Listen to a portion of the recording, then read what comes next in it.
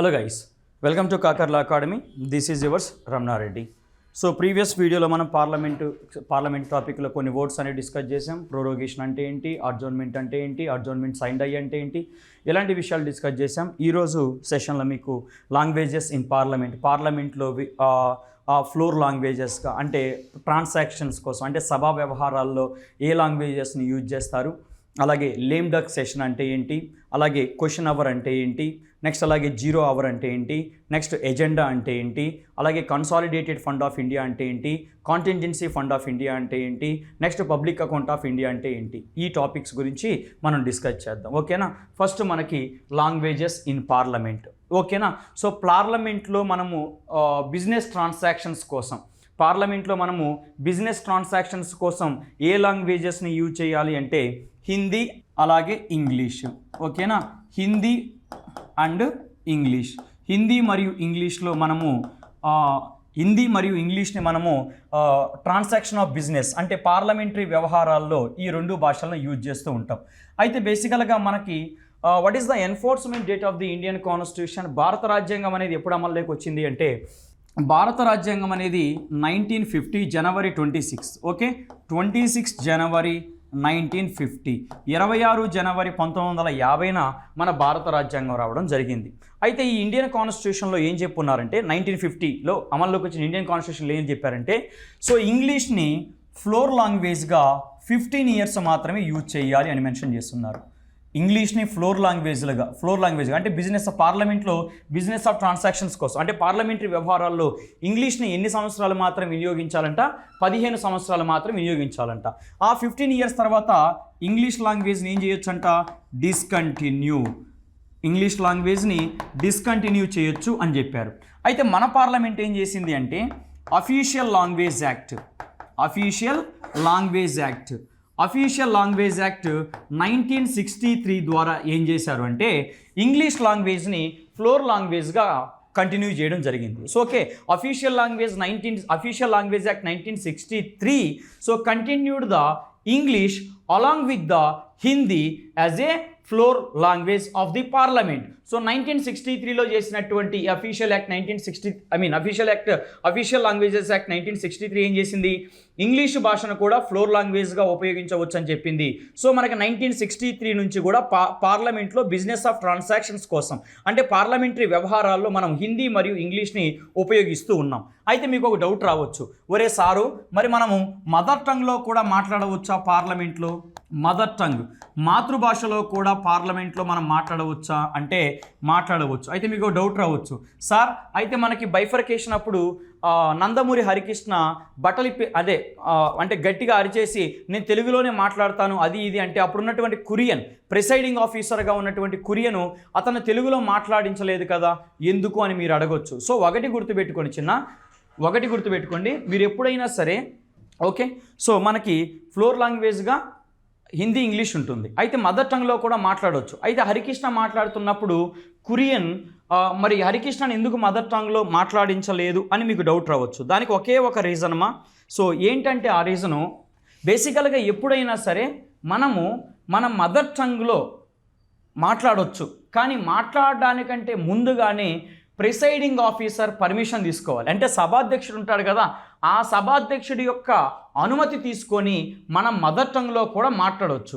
So మాట్లాడినప్పుడు వాళ్ళు ఏం చేస్తారు, మనం మదర్ టంగ్లో మాట్లాడేటప్పుడు సో దాని ట్రాన్స్లేషన్కి సంబంధించిన అరేంజ్మెంట్స్ అన్నీ చేస్తారు. అందుకే మీరు గమనించండి, మనం ఎప్పుడైనా మదర్ టంగ్లో మాట్లాడేటప్పుడు అదర్ మెంబర్స్ ఏం చేస్తారంటే చెవికి మైకులు పెట్టుకుంటారు. ఎందుకంటే సో మనం తెలుగులో మాట్లాడుతుంది అనుకోండి, దాన్ని హిందీలోకో ఇంగ్లీష్లోకే ట్రాన్స్లేట్ చేస్తుంటారు. సో అలాంటి ట్రాన్స్లేషన్ అరేంజ్మెంట్స్ అనేవి ఉంటాయి. కాబట్టి ఎవరైనా సరే పార్లమెంటరీ వ్యవహారాల్లో పార్లమెంటరీ ప్రొసీడింగ్స్లో మదర్ టంగ్లో మాట్లాడాలనుకుంటే మదర్ టంగ్లో మాట్లాడవచ్చు. అయితే ముందుగానే ప్రిసైడింగ్ ఆఫీసర్ పర్మిషన్ తీసుకుంటే వాళ్ళు ఆ ట్రాన్స్లేషన్కి సంబంధించినటువంటి అరేంజ్మెంట్స్ అన్నీ కూడా వాళ్ళు చూసుకుంటూ ఉంటారు. That is the thing. So next అలాగే చిన్న లేమ్ డక్ సెషన్ అంటే ఏమిటి?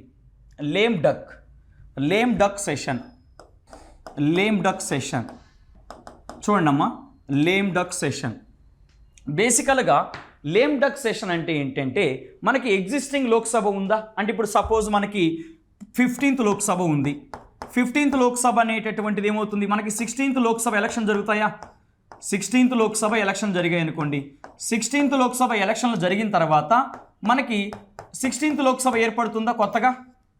అవునా? 15th లోక్సభ ఉంది. 15th లోక్సభ టెన్యూర్ అయిపోయింది. 15th లోక్సభ టెన్యూర్ అయిపోయిన వెంటనే మనకి 16th లోక్సభకి ఎన్నికలు జరుగుతాయా? ఎన్నికలు జరుగుతున్న తర్వాత కొత్త లోక్సభ ఏర్పడుతుందా? ఏర్పడుతుంది. అయితే ఈ కొత్త లోక్సభ ఉంది కదా, 16th లోక్సభ, ఎగ్జాంపుల్ మాత్రమే చెప్తున్నా. ఈ 16th లోక్సభ సమావేశానికి ముందుగా ఏం జరుగుతుందంటే ఎగ్జిస్టింగ్ లోక్సభ అంటే 15th లోక్సభ యొక్క మీటింగ్ జరుగుతుంది. 16వ లోక్సభ ఏర్పడింది కదా, 16వ లోక్సభ యొక్క మీటింగ్ జరగడానికంటే ముందుగా ఎగ్జిస్టింగ్ లోక్సభ అంటే అప్పుడు ఉన్నటువంటి లోక్సభ 15th లోక్సభ ఉంది కదా, 15th లోక్సభ యొక్క మీటింగ్ జరుగుతుంది. ఆ మీటింగ్ని ఎగ్జిస్టింగ్ లోక్సభ యొక్క సెషన్ని మనం ఏమంటాము? లేమ్ డక్ సెషన్ అంటాము. మనకి 17th లోక్సభ ఉంది కదా ఇప్పుడు, తర్వాత మళ్ళీ 18th లోక్సభ ఏర్పడుతుందా? సో ఇక్కడ నేను ఎగ్జాంపుల్ ఏం చెప్తున్నాను, 15th లోక్సభ ఉంది. 15th లోక్సభ టెన్యూర్ ఎంత? 5 years. అయితే ఈ 5 years టెన్యూర్ అనేది కంప్లీట్ అయింది. 5 years టెన్యూర్ కంప్లీట్ అయితే ఆటోమేటిక్గా లోక్సభ డిజాల్వ్ అవుతుందా? అవుతుంది. తర్వాత ఏం జరుగుతుంది? మనకి 16th లోక్సభ ఎన్నికలు జరుగుతాయి. లోక్సభ ఎన్నికలు జరిగిన తర్వాత మనకి కొత్తగా లోక్సభ అనేది ఏర్పడిందా? ఏర్పడింది. అయితే కొత్త లోక్సభ అంటే 16th లోక్సభ యొక్క సమావేశానికి ముందుగా 16th లోక్సభ యొక్క సమావేశానికంటే ముందుగా మనకేం జరుగుతుందంటే ఎగ్జిస్టింగ్ లోక్సభ అంటే ఎగ్జిస్టింగ్ లోక్సభ ఏంటి? 15వ లోక్సభ అనేది ఎగ్జిస్టింగ్ లోక్సభ. సో ఈ ఎగ్జిస్టింగ్ లోక్సభ యొక్క సమావేశం జరుగుతుంది కదా, సో దాన్నే మనం లేమ్ డక్ సెషన్ అంటాము. సో ఎగ్జిస్టింగ్ లోక్సభ యొక్క సమావేశాన్ని లేమ్ డక్ సెషన్ అంటాం. అయితే కొంతమంది 15th లోక్సభలో మెంబర్స్గా ఉంటారు. ఫర్ ఎగ్జాంపుల్ తీసుకోండి, 15th లోక్సభలో మెంబర్స్ ఎవరు? ఫర్ ఎగ్జాంపుల్ రమణ ఉన్నాడు, అలాగే ఈ 15th లోక్సభలోనే వికాస్ ఉన్నాడు అనుకుందాం. అయితే వీళ్ళు 16th లోక్సభకు కూడా కంటెస్ట్ చేశారు. అయితే 16th లోక్సభకి వికాస్ ఒక్కడే ఎలక్ట్ అయ్యాడు. 15th లోక్సభలో వికాస్ ఎలక్ట్ అయ్యాడు కానీ సో రమణ అనేటటువంటి వాడు ఎలక్ట్ అవ్వలేదు. సో ఈ విధంగా ఎగ్జిస్టింగ్ లోక్సభ అంటే 15th లోక్సభలో మెంబర్స్గా ఉండి కొత్తగా ఏర్పడే లోక్సభకు ఎన్నిక కాని వాళ్ళు ఉంటారు కదా, ఇప్పుడు రమణ ఎన్నికయ్యాడా? ఎన్నిక అవ్వలేదు. వీళ్ళని మనం ఏమంటామంటే లేమ్ డక్స్ అంటాం. వీళ్ళని మనం ఏమంటాం చిన్న? లేమ్ డక్స్ అంటాము. సో గుర్తుపెట్టుకోండి, లేమ్ డక్ సెషన్ అంటే ఏమీ లేదు చిన్న, ఎగ్జిస్టింగ్ లోక్సభ ఉంటుందా, ఎగ్జిస్టింగ్ లోక్సభ యొక్క సమావేశాన్ని మనం ఏమంటాము? సో లేమ్ డక్ సెషన్ అంటాము. ఇక్కడ లేమ్ డక్స్ అంటే ఎవరు? సో పాత లోక్సభలో మెంబర్స్గా ఉండి కొత్త లోక్సభకి ఎన్నిక కాని వాళ్ళు ఉంటారు కదా, ఓకేనా? పాత లోక్సభలో మెంబర్స్గా ఉండి కొత్త లోక్సభకి ఎన్నిక కాని వాళ్ళు ఉంటారు కదా, వాళ్ళని లేమ్ డక్స్ అంటాము. So simple, what is the lame duck session అంటే so the last meeting or the last session of the existing Lok Sabha, the last session or last meeting of the existing Lok Sabha. అర్థమవుతుందా? ఇక్కడ 16వ లోక్సభ మీటింగ్ జరగడానికంటే ముందుగా 15వ లోక్సభ యొక్క meeting ఒకటి జరుగుతుంది. దాన్నే మనము లేమ్ డక్ సెషన్ అంటాము. That is the thing. Next question hour అంటే ఏంటో చూద్దాం. నెక్స్ట్ చూడండి చిన్న, క్వశ్చన్ అవర్. క్వశ్చన్ అవర్ అనేది ఇంపార్టెంట్ మా. Question hour, okay, question hour.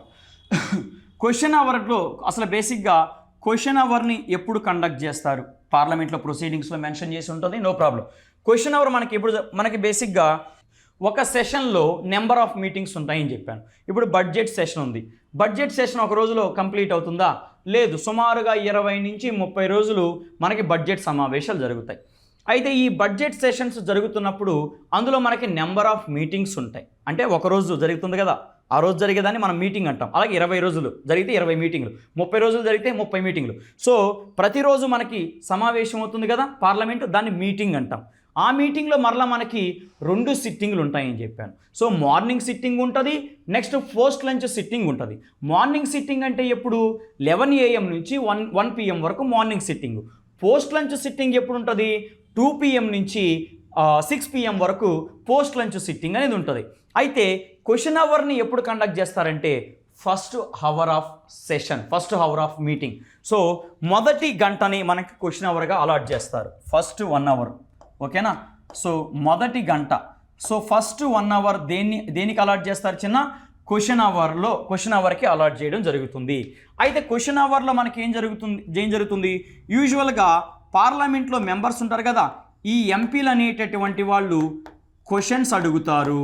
అలాగే మినిస్టర్స్ ఉన్నారు కదా, ఈ మినిస్టర్స్ అనేటటువంటి వాళ్ళు ఈ ఎంపీలకి ఆన్సర్ చేస్తారు. అంతే, అదే క్వశ్చన్ అవర్. ఓకేనా? సో యూజువల్గా in question hour MP parliament members will ask the questions to the ministers. So members అనేటటువంటి వాళ్ళు మంత్రులను క్వశ్చన్లు అడుగుతారు, వాళ్ళు సాధారణంగా సమాధానాలు చెప్తూ ఉంటారు. అయితే మనకి క్వశ్చన్ అవర్లో ఈ క్వశ్చన్స్ అనేవి 3 రకాలుగా ఉంటాయి. క్వశ్చన్ అవర్లో మనకి 3 రకాలుగా ఉంటాయి క్వశ్చన్స్ అనేది. ఒకటి క్వశ్చన్స్ ఎన్ని టైప్స్ ఉంటాయి చిన్న క్వశ్చన్ అవర్లో 3 టైప్స్ ఆఫ్ క్వశ్చన్స్ మనకు అడుగుతుంటారు. సో అందులో నెంబర్ 1 స్టార్డ్ క్వశ్చన్. అందులో నెంబర్ 1 స్టార్డ్ క్వశ్చన్స్ అమ్మ, స్టార్డ్ క్వశ్చన్స్. అలాగే నెంబర్ 2 వచ్చేసి అన్స్టార్డ్ క్వశ్చన్స్ అమ్మ, నెంబర్ 2 వచ్చేసి అన్స్టార్డ్ క్వశ్చన్స్. నెక్స్ట్ నెంబర్ 3 వచ్చేసి షార్ట్ నోటీస్ క్వశ్చన్స్ ఉంటాయి. నెంబర్ 3 షార్ట్ నోటీస్ క్వశ్చన్స్ అనేటివి ఉంటాయి. అయితే ఇవి ఎవరు డిసైడ్ చేస్తారు? ఒక క్వశ్చన్ అనేది స్టార్డ్ క్వశ్చనా, అన్స్టార్డ్ క్వశ్చన్, లేకపోతే షార్ట్ నోటీస్ క్వశ్చన్ అని ఎవరు డిసైడ్ చేస్తారంటే ప్రిసైడింగ్ ఆఫీసరు డిసైడ్ చేయడం జరుగుతుంది. ఎవరు డిసైడ్ చేస్తారమ్మా? ప్రిసైడింగ్ ఆఫీసర్ డిసైడ్ చేస్తారు. ఇది స్టార్డ్ క్వశ్చను, ఇది అన్స్టార్డ్ క్వశ్చను, ఇది షార్ట్ నోటీస్ క్వశ్చన్ అని ఎవరు డిసైడ్ చేస్తారు? Presiding officer. బేసికల్గా మీరు అడగొచ్చు మళ్ళీ నన్ను, సార్ అది స్టార్డ్ క్వశ్చన్ అని మనం ఎలా గుర్తుపెట్టుకుంటాం, అది అన్స్టార్డ్ క్వశ్చన్ అని మనం ఎలా గుర్తుపెట్టుకుంటాం, ఇది షార్ట్ నోటీస్ క్వశ్చన్ అని మనం ఎలా గుర్తుపెట్టుకుంటాం అంటే, సో దానికి కలర్స్ ఇస్తారు. ఫర్ ఎగ్జాంపుల్ మీరు చూస్తే స్టార్డ్ క్వశ్చన్స్ అనేవి గ్రీన్ కలర్లో ప్రింట్ చేస్తుంటారు, గ్రీన్ కలర్ పేపర్ మీద అనుకోవచ్చు. అలాగే అన్స్టార్డ్ క్వశ్చన్స్ అనేవి white colour.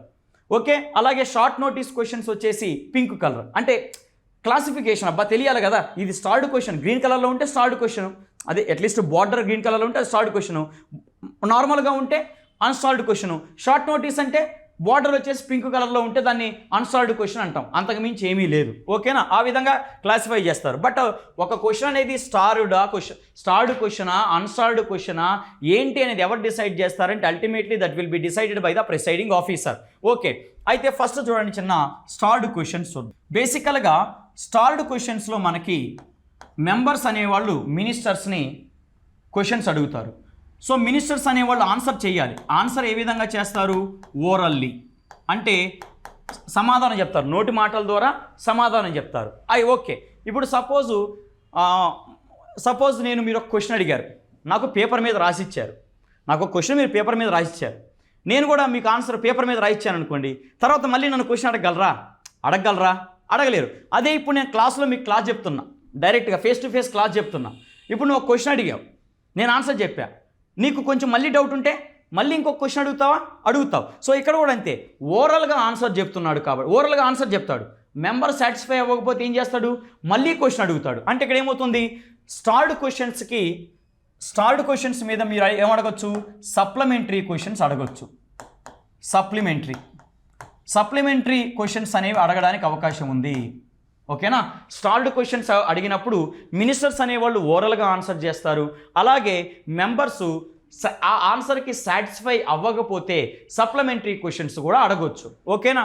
Next unstarred questions తీసుకుంటే, అన్స్టార్డ్ క్వశ్చన్స్కి మెంబర్స్ అనేటటువంటి వాళ్ళు రిటర్న్ ఫార్మాట్ లిఖిత రూపంలో ఆన్సర్స్ ఇస్తారు. సో కాబట్టి ఇక్కడ మనకి సప్లిమెంటరీ క్వశ్చన్స్కి అవకాశం ఉంటుందా? నో, ఉండదు.